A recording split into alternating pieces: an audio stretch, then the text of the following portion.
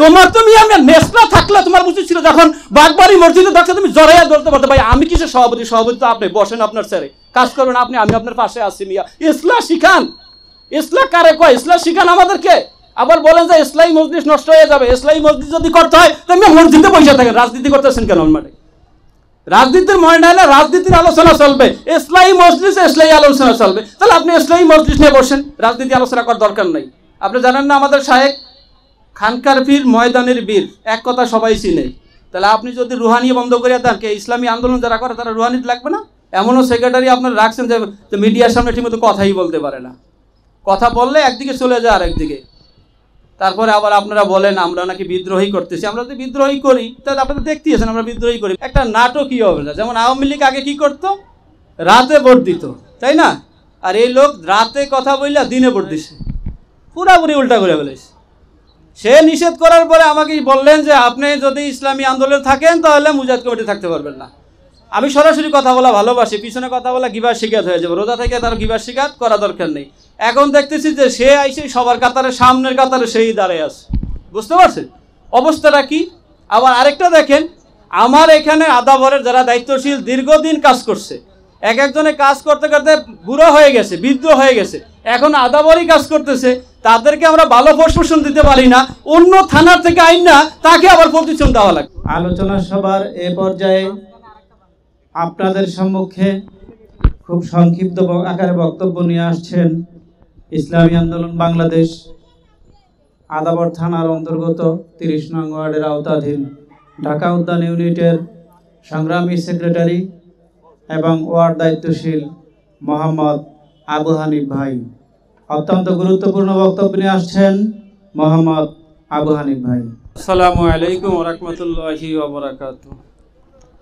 আলহামদুলিল্লাহ, আমরা সারাদিন রোজা থাকার পরে আবার আসরের নামাজের পরে এখানে ইফতার মাহফিলের যে স্বনির্বিলের আমার যে ভাইরা আয়োজন করছেন, আমি শুকরিয়া জ্ঞাপন করি তাদের কাছে যে অনেক মেহনত করছেন আমাদের জন্য, প্যান্ডেল করছেন, চেয়ার টেবিল রোজা থাইকা, তারপরে আবার খোলা আসমানের নিচে গরমের ভাবটাও আসিল, সেই কারণে অনেক ধন্যবাদ জানাই।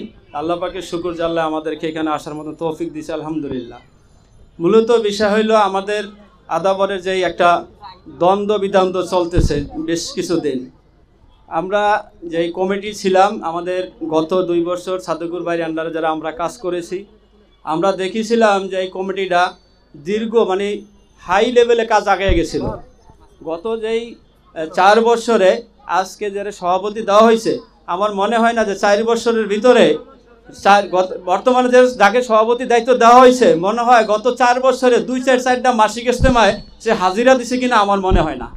আপনারা তদন্ত করে দেখেন, আমার কথাগুলো যদি বিশ্বাস না হয় যাচাই বাছাই করে দেখবেন। আমি যাচাই বাছাই করেই কথা বলি। বর্তমানে এই গত 2 বছরে আলহামদুলিল্লাহ ঢাকা উদ্যান থেকে, স্বনির্বিল থেকে বা 2-1টা ইউনিটে মনে হয় একটু স্লো কাজ হয়েছে, বাকি সব ইউনিটগুলো আমি খবর নিচ্ছি যে ভালো কাজ হয়েছে আলহামদুলিল্লাহ। তো আমি এই আপনাদের সাথে আয়সা কথা বলার কারণে আমি কিন্তু মুজাহিদ কমিটির একটু দায়িত্বশীল হিসাবে ছিলাম। তো আমাকে অনেক প্রেশার দেওয়া হয়েছিল। যারা প্রেশার দিচ্ছেন তারা বলছেন যে সাংগঠনিকের দায়িত্ব পালন করলে অন্য ইসলামী আন্দোলন বা কোনো কমিটিতে কাজ করা যাবে না। আমি তাদের কথা অনুযায়ী সোলো লেভেলে চলে গেছিলাম, যেহেতু আমি একজন দায়িত্বশীল, তারা আমাদের মুরব্বী, তারা বলার কারণে আমি সোলো লেভেলে চলে গেছিলাম মাঝখান দিয়া। তারপরে এখন দেখতেছি যে একটা নাটকীয় হবে না, যেমন আওয়ামী লীগ আগে কি করতো, রাতে ভোট দিত, তাই না? আর এই লোক রাতে কথা বললে দিনে ভোট দিছে, পুরাপুরি উল্টা করে ফেলেছে। সে নিষেধ করার পরে আমাকে বললেন যে আপনি যদি ইসলামী আন্দোলনে থাকেন তাহলে মুজাহিদ কমিটি থাকতে পারবেন না। আমি সরাসরি কথা বলা ভালোবাসি, পিছনে কথা বলা গিবার শিকাত হয়ে যাবে। রোজা থেকে তার গিবার শিকাত করা দরকার নেই। এখন দেখতেছি যে সে আইসে সবার কাতারে, সামনের কাতারে সেই দাঁড়ায় আছে। বুঝতে পারছেন অবস্থাটা কি? আবার আরেকটা দেখেন, আমার এখানে আদাবরের যারা দায়িত্বশীল দীর্ঘদিন কাজ করছে, এক একজনে কাজ করতে করতে বুড়ো হয়ে গেছে, বৃদ্ধ হয়ে গেছে, এখন আদাবরই কাজ করতেছে। তাদেরকে আমরা ভালো প্রশাসন দিতে পারি না, অন্য থানার থেকে আইন না তাকে আবার প্রতিষ্ঠান দেওয়া লাগে, অন্য থানার থেকে দাঁড় করে আইন না তাকে দায়িত্ব দেওয়া লাগে। বুঝতে পারছেন বিষয়টা কত দূর দাঁড়াইছে? তার মানে আপনার ভাই, আপনার তাদের সম্পর্ক ভালো, বিধায় আপনাকে ফোর্স দেওয়া লাগতেছে। এখন পোস্টগুলো এমন একটা অবস্থা হয়ে গেছে, আমরা ইসলামী আন্দোলন করি আল্লাহর রাস্তায়, আল্লাহ রাজি খুশির উদ্দেশ্যে, শায়েখের সম্মানের নির্দেশ দিয়েছে, আমরা শায়েখের কথা মানি, আমিরের কথা মানার জন্য আমরা কাজ করি। এখানে কাজ করার ফজিলতটা কি? আমি সারাদিন পরের চাকরি করিয়া আইসা আবার এখানে সময় দেই, বাচ্চাদেরকে সময় দিতে পারি না, বিবি বাচ্চাদেরকে সময় দিতে পারি না, আপনাদেরকে সময় দেই, নিজের পকেটে টাকা দিয়া এখানে ইসলামী আন্দোলনের কাজ করি। এখানে পথ প্রশিক্ষণ পাইলে যে এমন কিছু হবে বা পকেট বাড়ি হবে, বিষয়টা কিন্তু এরকম না। কিন্তু এখন যারা পথ প্রতিষ্ঠানের লোভে দৌড়াইতেছেন, আমার মনে হয় তাদের পকেটটা ভারী হবে। সামনে আসা রয়েছে, নির্বাচন আসবে, নির্বাচনে আবার কাজ করবেন, বিভিন্ন জায়গা থেকে পকেট ভারী হবে, ওই লোভে তারা কাজ করতেছে আমার মনে হয়। আপনি দেখেন তাদের কোনো বৈধতা নাই। মার্কাজে আমাদের ঢাকা উদ্যানে যে মার্কাজটা, কিন্তু আমাদের নাম করা একটা মার্কাজ, ঠিক আছে? আপনারা দেখতেছেন সে মার্কাজে তারা কমিটি গঠন করতে পারে না, সেখান থেকে চোরের মতো বের হয়ে গেছে। নবদা মসজিদে গেছে, সেখানে তারা কমিটি করবে, সেখানে চোরের মতো পারে নাই। পলাইয়া রাত্রের গভীরে বাইতুল্লাহ মানে চুরি করিয়া কমিটি গঠন করছে, এমনকি আরেকজনের মানহানি হরণ করছে। বলে সেটা কিরকম? অনেকের দায়িত্ব অনুমতি না নিয়ে ওই কমিটিতে দায়িত্ব দেওয়া হয়েছে। আমাকে যদি দায়িত্ব দেন কোথাও আমাকে জানানো লাগবে তো। আমাদের এখানে অনেক ভাই আছেন যে তাদেরকে দায়িত্ব দিছে, দায়িত্ব দেওয়ার পরে সে জানেই না ওই কমিটিতে তার নাম আছে। আমাকেও বলা হয়েছে ভাই আমার দায়িত্ব দিছে আমি জানি না, ঠিক আছে? আবার অনেকের জোর করে আমাদের এখানে আসতে চান, প্রেশার দিয়ে অন্য জায়গায় নিয়ে যাওয়ার চেষ্টা করতেছেন। তো যে যাবে কি যাবে এটা তো আমাদের দেখার বিষয় না। আমরা এখানে আসি, থাকবো সবাই একতাবদ্ধ হয়ে। আর বিশেষ করে আমাদের ইউনিটগুলোর কাছে আমাদের বিশেষ করে অনুরোধ করতেছি, যারা আমাদের এমদাদ ভাই ইউনিটের সভাপতি, এমদাদ ভাইয়ের অনুযায়ী অনেকগুলো ইউনিট চলে। আমি সব ইউনিটের সেক্রেটারি এবং সভাপতি সাহেবদেরকে অনুরোধ করব, আমরা যেন আগের থেকে দ্বিগুণ কাজ বাড়াইয়া দিই। কাজ কিন্তু কমানো যাবে না, ইউনিটের কাজ কমানো যাবে না, ইয়ানত কমানো যাবে না, সদস্য বাড়ানো কমানো যাবে না, কর্মী বাড়ানো কমানো যাবে না। আরে ভাই আরেকটা বিষয়, কর্মী যদি না থাকে তাহলে সভাপতিতে আপনি করবেন কি? আপনি কি সভাপতি নিয়ে সাদে উঠে বসে রাখবেন? কাজ করবে কেন? সভাপতি করবে না কর্মী করবে? তো কর্মী নাই মেয়া তোমার, তুমি কি নিয়ে কাজ করতে আইছো? তোমার তুমি আমরা নেসলা থাকলে তোমার উচিত ছিল যখন বাগবাড়ি মসজিদে দেখছো তুমি জড়াইয়া ধরতে পারতো, ভাই আমি কিসের সভাপতি? সভাপতি তো আপনি, বসেন আপনার স্যারে, কাজ করবেন আপনি, আমি আপনার পাশে আসছি। মিয়া ইসলাম শিখান, ইসলাম কারে কয়? ইসলাম শিখান আমাদেরকে। আবার বলেন যে ইসলামী মজলিস নষ্ট হয়ে যাবে। ইসলামী মজলিস যদি করতে হয় তাহলে মসজিদে বসে থাকেন, রাজনীতি করতেছেন কেন? মাঠে রাজনীতির ময়দানে রাজনীতির আলোচনা চলবে, ইসলামী মজলিসে ইসলামী আলোচনা চলবে। তাহলে আপনি ইসলামী মজলিস নিয়ে বসেন, রাজনীতি আলোচনা করার দরকার নাই।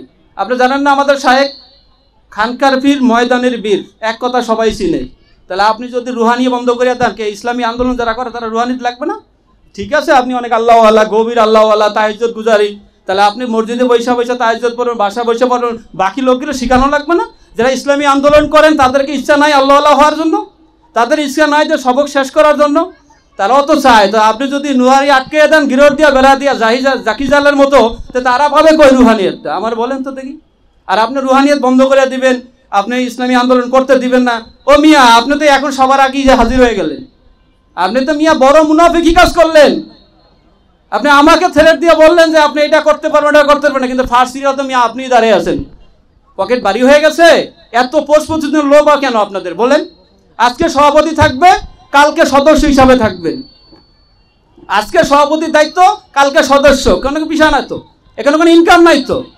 এখানে কোনো ইনকাম আছে? আমরা নিজের টাকা দিয়ে নিজের শ্রম দিচ্ছি। এই যে আমারে আনছে বাসা থেকে, এত তো শুয়ে আমি ঘুমাইলেও বিশ্রাম হইতো না আমার শরীরের জন্য, আমাকে ফোন দিছে আমার সভাপতি, আমার আসতে বাধ্য হয়েছি। আইসা আমার নিজের হুন্ডার তেল বইরা আমি এখান থেকে আসলাম আমার নিজের খরচে। এই হলো আমাদের কাজ। আমরা আল্লাহ রাজি খুশির উদ্দেশ্যে কাজ করব। আপনি এখানে সমর্থন দেন, আবার ওখানেও সমর্থন। মিয়া কয় জায়গায় মুখ লাগানো যায়? একটা মুখ আপনি কয় জায়গায় লাগাইতে পারবেন বলেন? হিসাব কিতাব করে কাজ করতে হয়, হিসাব কিতাব করে কাজ করা জরুরি। আপনি যদি ইসলামী আন্দোলন করতে দিবেন না, তাহলে আপনি কেন গেলেন? আপনি কেন গেলেন? আমার এখানে অনেক দায়িত্বশীল আছে না, আমাদের এখানে ভালো ভালো লোক আছে না কাজ করার মতন আদা বলে। তাহলে আপনি অন্য থানাতে লোক দাঁড় করে আনবেন কেন? এসে আপনি এখানে কাজ দিবেন আর অন্য থানায় কাজ করবে, তা তো সম্ভব না। যাই হোক, আমি আপনাদের কাছে দোয়া চাই, আমি আপনাদের পাশে আসি। আর বিশেষ করে আমাদের সাদুকুর ভাই আছেন, আপনারা সাদুকুর ভাই যে আগামীতে সভাপতি হবেন বিষয়টা এরকমও না, কথা বলছেন সেরকম আল্লাহর ফজলে এরকম ইসলামও নাই। তা আমরা সভাপতি চাই নির্দলীয় ভালো একজন সভাপতি চাই, যেহেতু আমরা ময়দানে কাজ করবো, যার নেতৃত্বে ভালো একজন সভাপতি আমাদের দরকার, যোগ্য একজন সভাপতির দরকার আছে, যোগ্য একজন সেক্রেটারির দরকার আছে। এমনও সেক্রেটারি আপনারা রাখছেন যে মিডিয়ার সামনে ঠিকমতো কথাই বলতে পারে না, কথা বললে একদিকে চলে যায় আর একদিকে। তারপরে আবার আপনারা বলেন আমরা নাকি বিদ্রোহী করতেছি। আমরা যদি বিদ্রোহী করি তাহলে আপনারা দেখতেছেন আমরা বিদ্রোহী করি। বিদ্রোহী আমরা করি না আপনারা করেন। আমরা তো কোনো আপনাদেরকে ডিস্টার্ব করি না। আপনারা গায়ে পড়ে ঝগড়া করতে আসেন, গায়ে পড়ে গর্জে করতে আসেন। গতকালকেও একটা সিনারি আপনারা করছেন, বাকি আমার সাথে করছেন, আমার আর কোনো ভাইদের সাথে এটা করবেন না, বিশেষভাবে অনুরোধ জানাচ্ছি। আমার ভাইরা কিন্তু অনেক অ্যাক্টিভ আছে, 1 দিন 2 দিন 3 দিন 4 দিনই কিন্তু আপনার কেউ ছাড় দেবে না। 4 দিনের দিন আপনারা কেউ ছাড় দেবে না। আমরা কাজ করতেছি, আমাদের কাজ করতে দেন, সুস্থভাবে কাজ করতে দেন। আপনারা আমার ভাই, আমরাও আপনার ভাই। এই অনুযায়ী আমি আমার বক্তব্য শেষ করছি। আসসালামু আলাইকুম ওয়া রাহমাতুল্লাহি ওয়া বারাকাতুহু।